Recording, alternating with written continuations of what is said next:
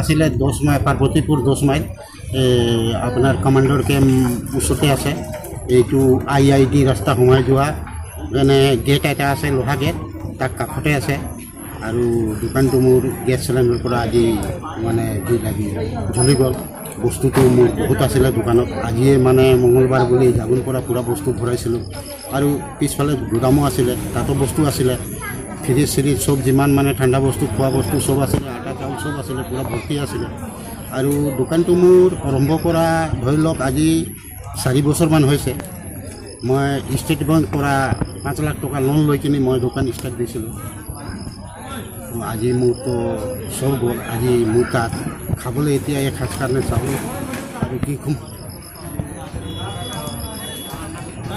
দোকানত কিবা আছিলে পইচা চইচা কিমান কি হ'ল পইচা 10,000 মান কেছ আছিলে আজি মানে পেমেণ্ট আছিলে এই ফেক্টৰীবিলাক যিমান লেবাৰ মই চলাই আছোঁ